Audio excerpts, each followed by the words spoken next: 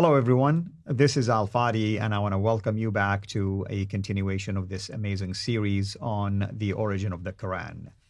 Last time, we alluded to the fact that we will be discussing the 7 steps that Christopher Luxembourg used in his book to make his case in terms of proving that there are words in the Quran that can date back to not Arabic, but rather Aramaic or Syriac.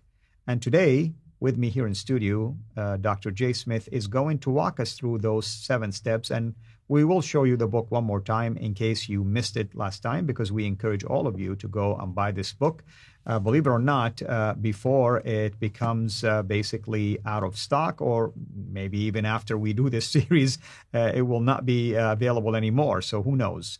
So Dr. J, thank you so much again for doing this. And I see that you're holding the book in your hand. Again, if you can kindly read the name for people. It's called The Syro-Aramaic Reading of the Qur'an by Christoph Luxembourg. And you can get this on Amazon.com or Amazon.co.uk or whatever Amazon in your particular part of the world. Grab it while there are stocks last, because they are being bought by people from all over the world, and people are reading it. Finally, they're reading it. Since it's been out from 2000, and I think they had to reprint it, and this is 2007.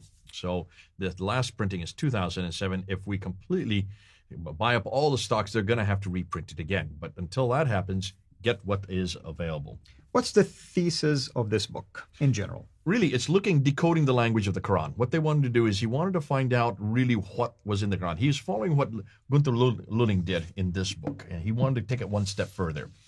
And he said Gunther Lulling was the first to go and find the hymns that are in the poetry, these Christian hymns, and he did it just by taking off the harakats and the ijabs, the dots, and just went down to the razm. Well, he said, hold on a minute, there's another problem. And that is, when you go and look at the Quran, you will find there's about 25% of the Quran that just does not make sense. Mm-hmm. You know this, I've known this, all Muslim scholars know this. Muslim scholars have had a dilemma since as long as the Quran has been written. How do you deal with this 25%, which no one understands? The Muslim scholars don't understand, the Western scholars don't understand it. Some of these are these letters that we're going to talk about later. Mysterious letters, yeah. These mysterious letters, they call them mysterious letters because they are a mystery. No one understands. There is no rhyme or reason to them.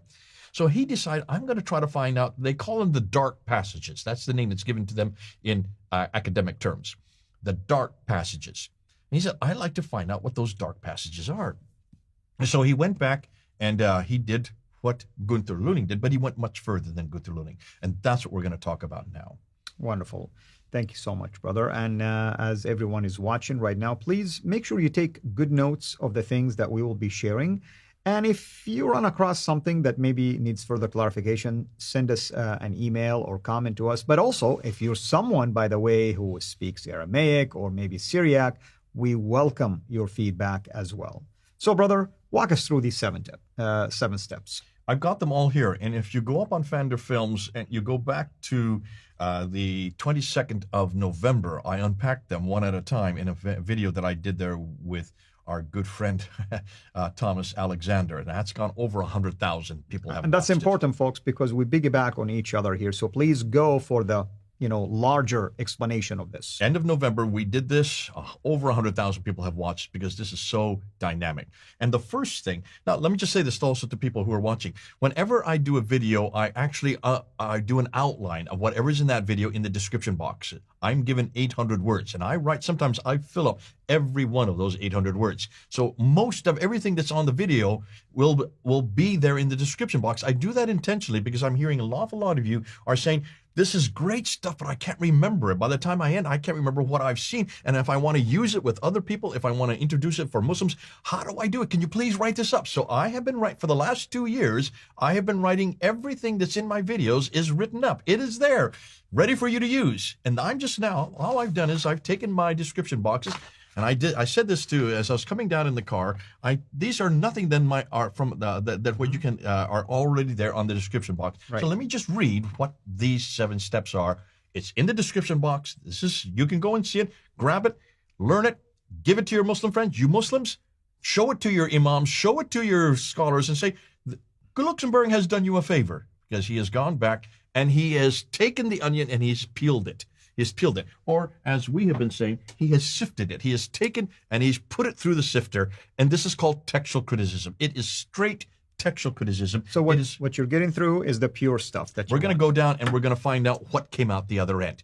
When he put it through the sift, what did he find? And he took 7 different ways to get to his conclusion. Number 1, what he first did, he went to these dark passages and he went to Al-Tabari from the 10th century.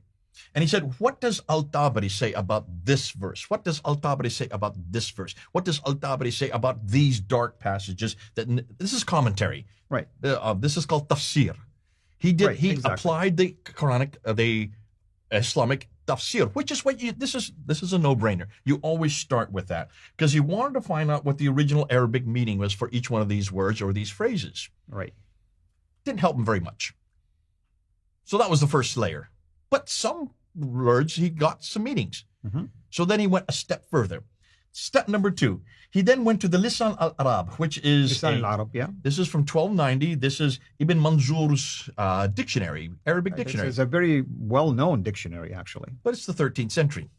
That's the unfortunate thing. But it's way much later because the Quran was supposedly written in the 7th and 8th century, right? And that's interesting. You bring this up, by the way. Remember the word that our friend Shabir Ali picked on when you and I were doing a study on some of the variant readings in chapter 98, and he was using Lisan al-Arab, which I felt was a joke, actually, to rely on something later that was trying to reinterpret things. So I'm glad you brought the date up, actually. Boy, those are good-looking threads you're wearing. What have I just said? Yeah. That would make no sense in the 1920s or That's the true. 1950s That's or true. even the 1960s. Those are gorgeous-looking threads you're wearing. Yeah. But today, we know those are great-looking clothes. The word thread, look at the word gay. We say he's a gay man. You look at the old movies. It was being used. Anybody who's a gay man means he was happy. You say he's a gay man today, and gay is a completely different meaning. It means he's a homosexual. So words change, especially from the 7th, 8th, 9th. Now we're talking about the 13th century, 1290 when this is written. And so Luxembourg did not help him much because that was much too late. To make it. So he was getting fed up. He says, no wonder no one can find out the meaning because they have only been using Tabari and Manzur. And Manzur is much too late and Al-Tabari is too late. You've got to go to something else. So what he did next, this is number 3. He then looked for what they call, I'm going to get this right, homonymous roots in the Aramaic. So he said, hold on, let's go to the Aramaic. So he started going what this book is all about. Mm-hmm. Let's go to another language. Let's go to a sister language. Oh, let's go to the language from which Arabic was derived. See, Arabic is a very new language. Mm-hmm. Muslims tell me all the time that Arabic has been around since God eternal. It is the God's holy language. It's what God has always spoken. No, there was no Arabic when Jesus was living. Do you know of any Arabic that you can point to?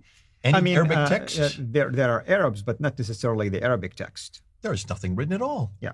We don't have any of it. Even, I would suggest, even the Arabic is something that is derived. And people don't realize that even Arabic is a new language. It is not as old as many of the archaic ancient languages because, for one very good reason, almost everything that we know in Arabic can only be given to us, brought to us. There's no recording of it. There is no way of knowing how old it is. The best we can go to is to look at the text itself. And there is no text prior to the 4th century AD.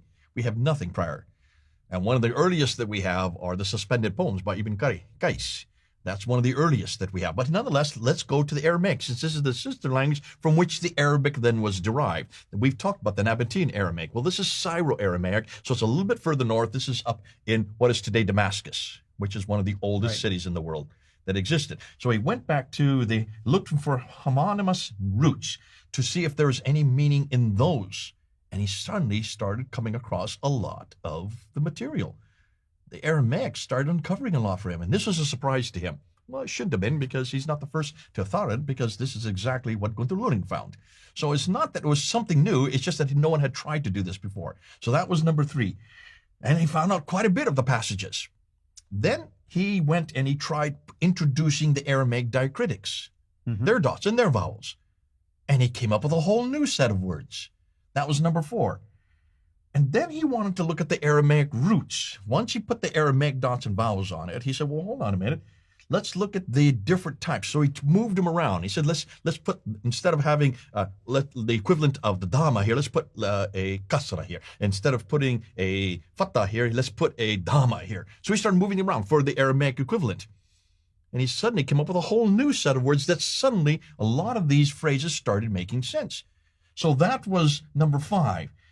Then he tried to retranslate the presumably Arabic words back into Aramaic. So he took the Arabic, put them back into Aramaic, and looked for the semantic meanings in a CIRA Aramaic environment, which is number 6. And almost all of it started to make sense. But there were still a few that were holdouts that he still couldn't find. So what did he do?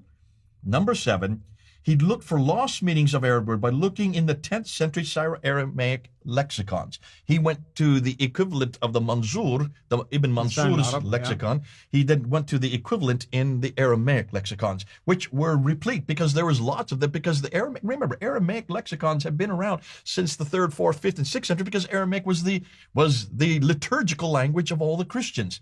So there's lots that he could do from. Once he had gone to that 7th step, he was able to uncover all the dark passages and also the mysterious letters. Now, what have I just done? 1, 2, 3, 4, 5, 6, 7. Tafsir. You go to the tafsir. Sorry, you start with the tafsir, then you go to the Lisan al-Arab, which is the dictionary. Then you go down to the homonymous roots. You go through the diacritics. Then you look for Aramaic equivalent in diacritics. Then you retranslate it back into Aramaic, and then finally you go to the lexicon, the Aramaic lexicon. By doing this, now this is straight textual criticism. He didn't make this up.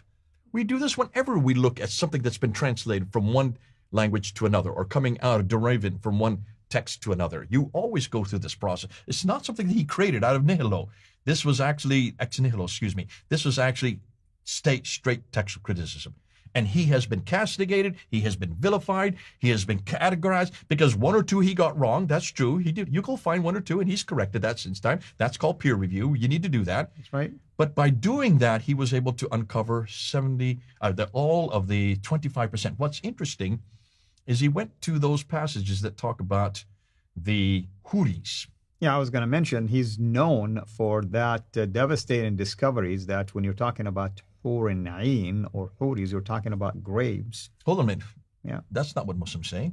Of course, that's not what What's they're waiting saying. for all these Muslims when they blow themselves up? And actually, in chapter 47, verse 4, and when they blow themselves up, and it says, if those who die in the cause of Allah, great shall be their reward. What reward is waiting for them? You need to go to chapter 55. You need to go to chapter 56. You need to go to chapter 76 and 75. And what do you find? These are these hurs waiting for them. These are these virginal women. Pure virgins, basically. With translucent skin. That's right. That's right. And firm breasts. That's right. What is translucent and what is firm and what is waiting for them in heaven?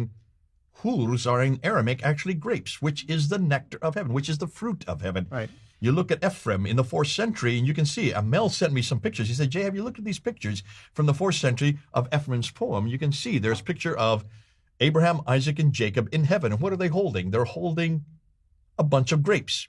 I tell you what, Jay. Let me finish. Translucent skin. And firm, because that's the ripe grapes. That's what you're looking for, the firm, translucent skin. It has nothing to do with women. Yeah. It has everything to do with grapes. So what has the Arabic done to that which was nice and beautiful? It has bastardized the very idea of what's waiting for heaven for men. It has nothing to do with women. Almost everything you see in the Qur'an brings it back to women waiting for them. No, this is grapes that's waiting for us. As we get to heaven, we're going to get into that in the next section, looking at some other examples. I was going to say before, basically, you asked me to wait. I love grapes, but not to the point of dying for them. And sadly, our Muslim friends, after this discovery, they still insist that the language of the Quran is correct over something that at least consider tracing it back to the origin of that word. Because even in Arabic, it's kind of like really strange. You don't go around telling people, you look like a whore, I mean, you don't talk like this. Only the Quran uses language like this to describe women. And sadly, there's this sexual mentality that is embedded in the Quran that I've seen videos of soon-to-be martyrs who are actually excited that they're going to go to heaven right now after they blow themselves up to the whores, not to see God, to see the whores who are waiting for them. What a devastating thing. It's absolutely devastating especially when you realize what's waiting for us in heaven. It has nothing to do with Amen. what has nothing to do with wine, women, and song. Sorry, women. It's Jesus that's waiting for us. So what's next? You said we're going to talk about... I'm going to give you two examples. I'm going to give you two examples from two different surahs where this sexualization, I call it bastardization of what was something that was pure, has been absolutely heinously rectified. I don't want to even use the word. It had been sexualized. This is what the Arabic Quran has done to what was usually at the beginning, beautiful. Amen. Thank you so much. And everyone, hopefully you are really tracking with us, taking notes of everything, and sharing with our Muslim friends.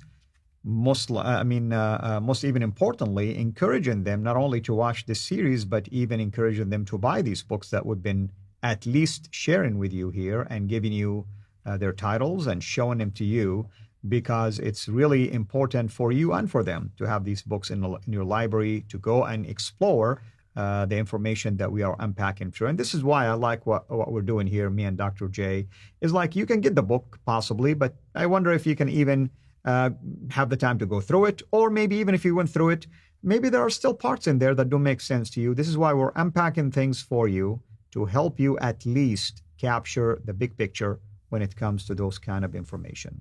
Until we meet again next time, have a blessed day. Thank you for watching this video.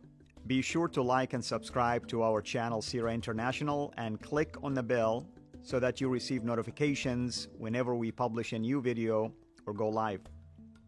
I would also like to appeal to you to consider becoming a Patreon patron by clicking the link right below. By doing so, you can give towards the production of these videos. There are also other options for you where you can give to our channel. I thank you from the bottom of my heart.